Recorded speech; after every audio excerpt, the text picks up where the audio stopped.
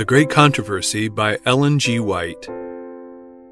Chapter 30. Enmity between Man and Satan. I will put enmity between thee and the woman, and between thy seed and her seed. It shall bruise thy head, and thou shalt bruise his heel. Genesis 3, verse 15. The divine sentence pronounced against Satan after the fall of man was also a prophecy, embracing all the ages to the close of time, and foreshadowing the great conflict to engage all the races of men who should live upon the earth.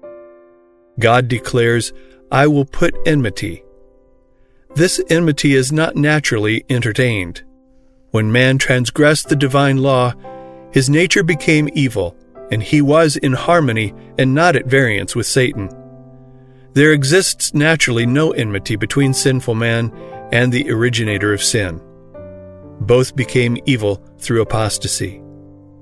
The apostate is never at rest, except as he obtains sympathy and support by inducing others to follow his example. For this reason, fallen angels and wicked men unite in desperate companionship. Had not God specially interposed, Satan and man would have entered into an alliance against heaven, and instead of cherishing enmity against Satan, the whole human family would have been united in opposition to God. Satan tempted man to sin, as he had caused angels to rebel, that he might thus secure cooperation in his warfare against heaven. There was no dissension between himself and the fallen angels as regards their hatred of Christ. While on all other points there was discord, they were firmly united in opposing the authority of the ruler of the universe. But when Satan heard the declaration that enmity should exist between himself and the woman, and between his seed and her seed, he knew that his efforts to deprave human nature would be interrupted, that by some means man was to be enabled to resist his power. Satan's enmity against the human race is kindled because, through Christ, they are the objects of God's love and mercy.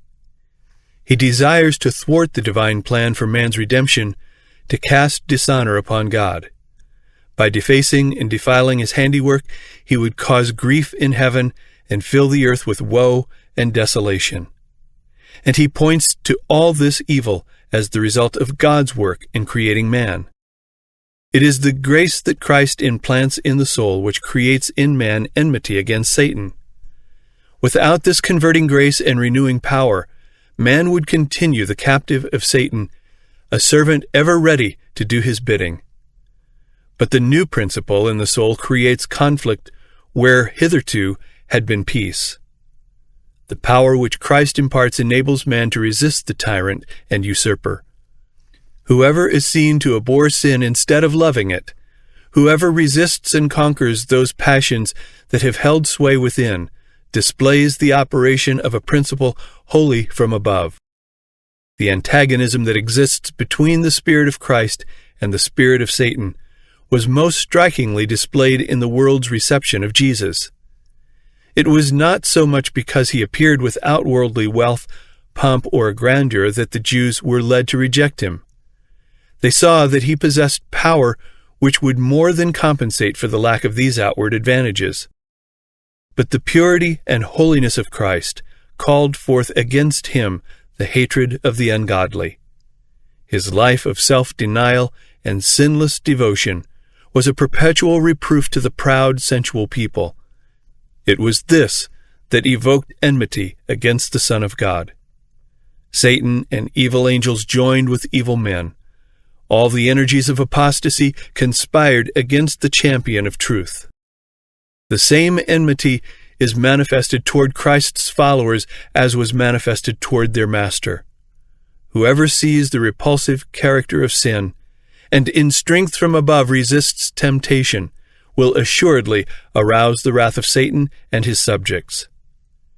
Hatred of the pure principles of truth, and reproach and persecution of its advocates will exist as long as sin and sinners remain. The followers of Christ and the servants of Satan cannot harmonize. The offense of the cross has not ceased. All that will live godly in Christ Jesus shall suffer persecution. 2 Timothy 3, verse 12. Satan's agents are constantly working under his direction to establish his authority and build up his kingdom in opposition to the government of God. To this day, they seek to deceive Christ's followers and allure them from their allegiance. Like their leader, they misconstrue and pervert the Scriptures to accomplish their object. As Satan endeavored to cast reproach upon God, so do his agents seek to malign God's people. The spirit which put Christ to death moves the wicked to destroy his followers. All this is foreshadowed in that first prophecy, "I will put enmity between thee and the woman, and between thy seed and her seed." And this will continue to the close of time. Satan summons all his forces and throws his whole power into the combat. Why is it that he meets with no greater resistance? Why are the soldiers of Christ so sleepy and indifferent? Because they have so little real connection with Christ, because they are so destitute of his Spirit. Sin is not to them repulsive and abhorrent, as it was to their master. They do not meet it, as did Christ, with decisive and determined resistance. They do not realize the exceeding evil and malignity of sin, and they are blinded both to the character and the power of the Prince of Darkness. There is little enmity against Satan and his works, because there is so great ignorance concerning his power and malice, and the vast extent of his warfare against Christ and his church. Multitudes are deluded here.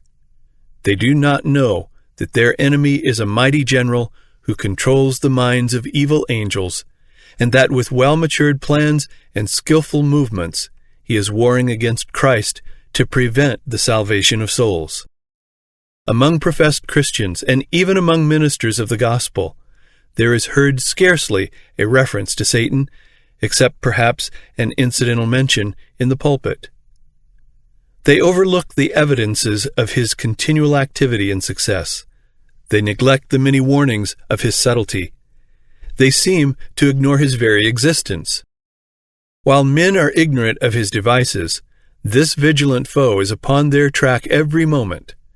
He is intruding his presence in every department of the household, in every street of our cities, in the churches, in the national councils, in the courts of justice, perplexing, deceiving, seducing, everywhere ruining the souls and bodies of men, women, and children, breaking up families, sowing hatred, emulation, strife, sedition, murder. And the Christian world seem to regard these things as though God had appointed them and they must exist. Satan is continually seeking to overcome the people of God by breaking down the barriers which separate them from the world. Ancient Israel were enticed into sin when they ventured into forbidden association with the heathen. In a similar manner, our modern Israel led astray. The God of this world hath blinded the minds of them which believe not, lest the light of the glorious gospel of Christ, who is the image of God, should shine unto them. 2 Corinthians 4, verse 4. All who are not decided followers of Christ are servants of Satan. In the unregenerate heart there is love of sin and a disposition to cherish and excuse it.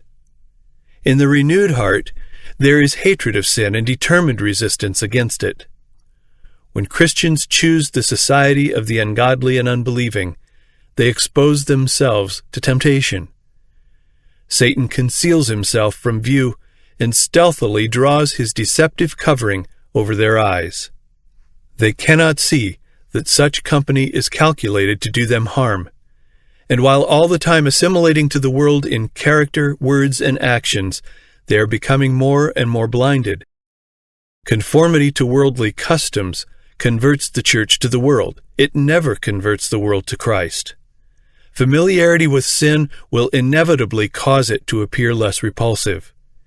He who chooses to associate with the servants of Satan will soon cease to fear their master. When in the way of duty we are brought into trial, as was Daniel in the king's court, we may be sure that God will protect us. But if we place ourselves under temptation, we shall fall sooner or later. The tempter often works most successfully through those who are least suspected of being under his control. The possessors of talent and education are admired and honored, as if these qualities could atone for the absence of the fear of God or entitle men to his favor. Talent and culture, considered in themselves, are gifts of God. But when these are made to supply the place of piety, when instead of bringing the soul nearer to God, they lead away from him, then they become a curse and a snare. The opinion prevails with many that all which appears like courtesy or refinement must in some sense pertain to Christ. Never was there a greater mistake. These qualities should grace the character of every Christian, for they would exert a powerful influence in favor of true religion. But they must be consecrated to God, or they also are a power for evil. Many a man of cultured intellect and pleasant manners, who would not stoop to what is commonly regarded as an immoral act, is but a polished instrument in the hands of Satan. The insidious, deceptive character of his influence and example renders him a more dangerous enemy to the cause of Christ than are those who are ignorant and uncultured. By earnest prayer and dependence upon God, Solomon obtained the wisdom which excited the wonder and admiration of the world. But when he turned from the source of his strength and went forward relying upon himself, he fell a prey to temptation. Then the marvelous powers bestowed on this wisest of kings only rendered him a more effective agent of the adversary of souls. While Satan is constantly seeking to blind their minds to the fact, let Christians never forget that they wrestle not against flesh and blood, but against principalities, against powers, against the rulers of the darkness of this world, against wicked spirits in high places. Ephesians 6, verse 12. The inspired warning is sounding down the centuries to our time. Be sober, be vigilant, because your adversary the devil, as a roaring lion, walketh about, seeking whom he may devour. 1 Peter 5, verse 8. Put on the whole armor of God, that you may be able to stand against the wiles of the devil. Ephesians 6, verse 11. From the days of Adam to our time, our great enemy has been exercising his power to oppress and destroy. He is now preparing for his last campaign against the church.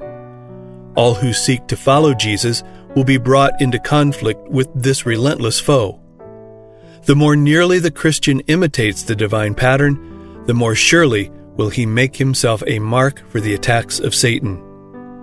All who are actively engaged in the cause of God, seeking to unveil the deceptions of the evil one and to present Christ before the people, will be able to join in the testimony of Paul, in which he speaks of serving the Lord with all humility of mind, with many tears and temptations. Satan assailed Christ with his fiercest and most subtle temptations, but he was repulsed in every conflict. Those battles were fought in our behalf. Those victories make it possible for us to conquer. Christ will give strength to all who seek it. No man without his own consent can be overcome by Satan. The tempter has no power to control the will or to force the soul to sin. He may distress, but he cannot contaminate. He can cause agony, but not defilement. The fact that Christ has conquered should inspire his followers with courage to fight manfully the battle against sin and Satan.